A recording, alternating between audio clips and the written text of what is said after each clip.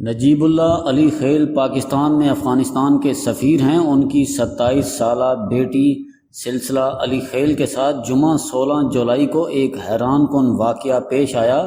سلسلہ نے دعویٰ کیا، میں اپنے گھر سیکٹر F72 سے اپنے بھائی کے لیے گفٹ خریدنے بلیو ایریا میں تہذیب بیکری آئی، گفٹ خریدا اور واپس ٹیکسی میں بیٹھ گئی تو ایک شخص ڈرائیور کے ساتھ والی سیٹ پر بیٹھ گیا۔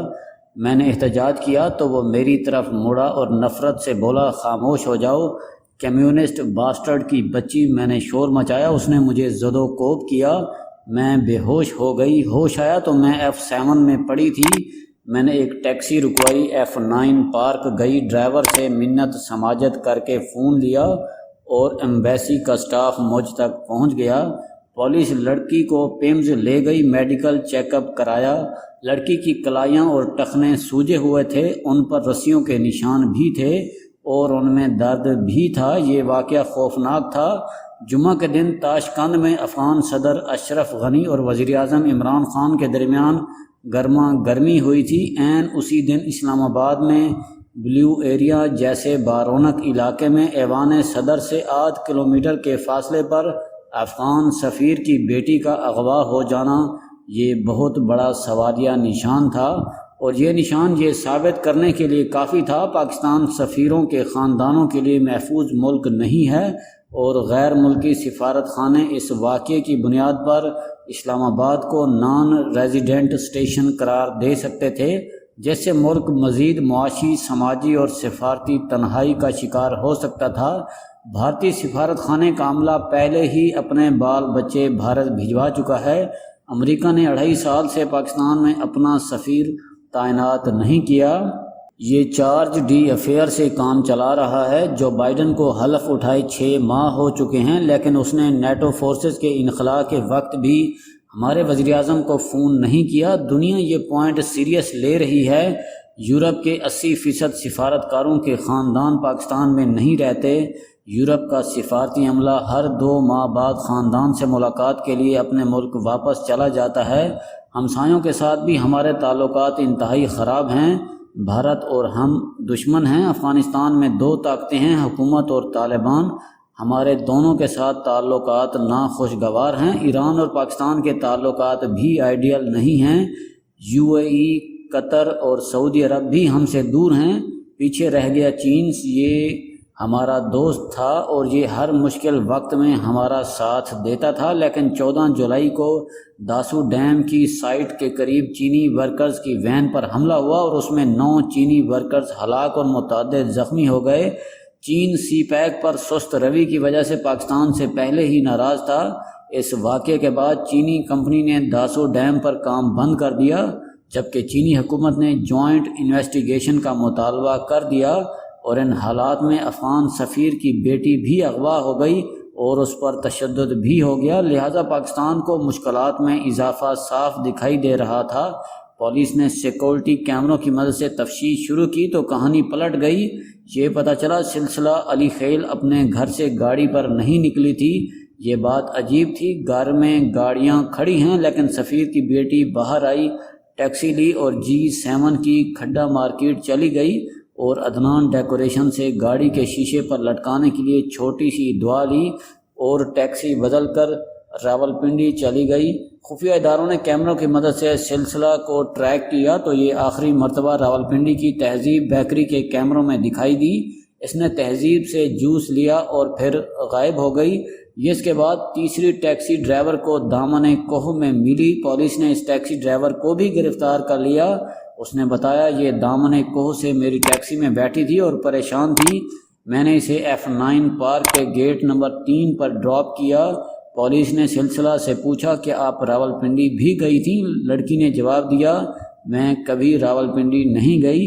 یہ جواب حیران کن تھا۔ ایجنسیوں نے موبائل ڈیٹا کا تجزیہ کیا تو پتہ چلا یہ اکثر اوقات راولپنڈی جاتی تھی۔ یہ اس دن بھی بیکری کے ساتھ ساتھ GPO کے کیمروں میں دکھائی دی تھی۔ اس سے دامن کوہ کے بارے میں پوچھا گیا تو اس نے اس سے بھی انکار کر دیا، جبکہ وہاں اس کا انٹرنیٹ ڈیٹا آن ہوا تھا۔ بہرحال قصہ مختصر، اتوار کی شام افغان سفیر اور اس کی بیٹی کو تھانے بلایا گیا۔ ان سے سوال کیے گئے اور انہوں نے جواب دینے کی بجائے صدر اشرف غنی کو فون کیا اور افغان صدر نے سفیر سمیت اپنا اہم سفارتی عملہ واپس بلوا لیا۔ یہ سارا واقعہ مشکوک ہے اور پاکستان کو بدنام کرنے کی حرکت ہے۔ پاکستان بظاہر اس معاملے میں بے قصور ہے اور یہ ایشو بالآخر لڑکی کا ذاتی معاملہ نکلے گا یا پھر انڈیا اور افغانستان کی سازش ثابت ہوگا، لیکن یہ سوال اس کے باوجود بہت اہم ہے۔ یہ واقعہ جمعے کو پیش آیا اور ہم سوموار تک کسی حتمی نتیجے پر نہیں پہنچ سکے۔ پوری دنیا ہمارے خلاف ڈھول بجاتی رہی اور ہم اپنے میڈیا سے خبریں چھپاتے رہے۔ سفارتی علاقے کے سفارتکار گھروں میں بند ہو گئے، لیکن وزیر اعظم اور وزیر داخلہ میر پور کے جلسے میں سابق حکومتوں کو چور ثابت کرتے رہے اور پاکستان اور افغانستان کا رہا سہا سفارتی تعلق بھی ختم ہو گیا، مگر ہم ملبہ ایک دوسرے پر ڈالتے رہے۔ کیا یہ رویہ ٹھیک ہے؟ ہم اگر سلسلہ علی خیل کے واقعے کے سفارتی نقصانات سائڈ پر رکھ دیں تو بھی یہ واقعہ پاکستانی امیج کے لیے خطرناک ہے۔ اسلام آباد میں چند دن قبل نوجوان لڑکے اور لڑکی پر تشدد کی ویڈیو وائرل ہوئی اور اس نے پوری دنیا میں پاکستان کا امیج برباد کر دیا۔ یہ واقعہ اب چوٹ پر چوٹ ثابت ہو رہا ہے۔ ہم واقعہ روز نہیں سکتے تھے، لیکن ہم 4-5 گھنٹوں میں تفتیش تو مکمل کر سکتے تھے۔ کیا ملک میں اس سے بھی زیادہ اہم کام تھے؟ میرے دوست سمجھتے ہیں میں حکومت کی مخالفت برائے مخالفت کرتا ہوں۔ میرا دل کئی بار چاہتا ہے میں کسی دن حکومت کی اندھا دھند حمایت کر کے یہ داغ دھو دوں، لیکن پھر میرا ضمیر اور ملک سے محبت میرا ہاتھ تھام لیتی ہے اور میں سچ بولنے پر مجبور ہو جاتا ہوں۔ حکومت کے قول اور فعل کا تضاد اب اتنا واضح ہو چکا ہے کہ پاکستان تحریک انصاف کے اندھے سپاہی بھی ہاتھ جوڑ کر قوم سے اپنے گناہوں کی معافی مانگ رہے ہیں۔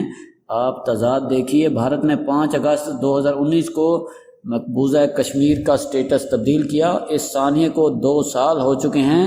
بھارت 2 برسوں سے کشمیر کا جغرافیہ بدل رہا ہے۔ یہ جموں کا سائز بڑھا رہا ہے اور وادی کو چھوٹا کر رہا ہے تاکہ مسلمان اکثریت اقلیت میں بدل جائے اور یوں کشمیری بھارت کی 1.25 ارب آبادی میں آٹے کے نمک کی طرح جذب ہو جائیں، جبکہ ہم جنرل اسمبلی میں ایک تقریر کر کے خاموش بیٹھ گئے۔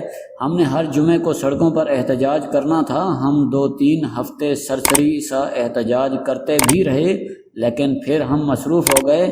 لہٰذا آج وہ وفود کہاں ہیں جنہوں نے دنیا میں مسئلہ کشمیر اجاگر کرنا تھا، اور وہ سینٹرز بھی کدھر ہیں جو ہم نے اپنے سفارت خانوں میں بنائے تھے؟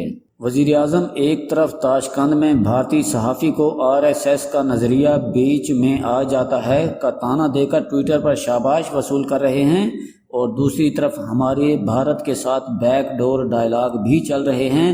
ہم بھارت کے national security advisor Ajit Doval تک سے مذاکرات کر چکے ہیں۔ اگر بھارتی صحافی کو جواب ہماری قومی پالیسی ہے تو پھر ہم خفیہ مذاکرات کیوں کر رہے ہیں؟ اور اگر خفیہ مذاکرات ہماری پالیسی ہے تو پھر ہم RSS کا طعنہ دے کر مذاکرات کو سبوتاژ کیوں کر رہے ہیں؟ ہم یہ بھی کیوں نہیں مانتے ہم کشمیر کھو چکے ہیں؟ مقبوضہ کشمیر کو بھارت نے ضم کر لیا ہے اور آزاد کشمیر کو اب ہم صوبے کا سٹیٹس دے رہے ہیں۔ ہم پہلے اسے گلگت بلتستان کی طرح عارضی صوبہ بنائیں گے اور پھر آہستہ آہستہ مکمل صوبہ بنا دیں گے۔ ہم آخر کب تک قوم کو اندھیرے میں رکھیں گے؟ ہم آخر کب تک نریندر مودی کے ساتھ مذاکرات بھی کرتے رہیں گے اور ساتھ طعنے بھی دیتے رہیں گے؟ ملک میں آخر کب تک کرپشن کے خلاف جہاد بھی چلتا رہے گا اور پنجاب میں عثمان بزدار کھل کر کرپشن کا کھیل بھی کھیلتے رہیں گے؟ آخر کب تک عوام کا درد بھی رہے گا اور چینی بھی 110 روپے کلو، آٹا 70 روپے کلو، گھی 340 روپے کلو، دال 260 روپے کلو اور پیٹرول 118 روپے لیٹر ملتا رہے گا؟ آخر کب تک ایک طرف میں کسی کو نہیں چھوڑوں گا کا اعلان ہوتا رہے گا اور دوسری طرف وزراء بھی چینی، آٹے، ادویات اور رنگ روڈ میں کھربوں روپے بنا کر کابینہ میں بیٹھے رہیں گے؟ اور وزیر اعظم آخر کب تک میں کسی کا دباؤ قبول نہیں کروں گا کہ دعوے بھی کرتے رہیں گے اور بجٹ کے ووٹ کے بدلے شاہزین بگٹی کو بھی ایڈجسٹ کرتے رہیں گے، مونس الہی کو بھی وزارت دے دیں گے اور GDA کو بھی مزید نوازتے رہیں گے؟ ملک کی حالت یہ ہے۔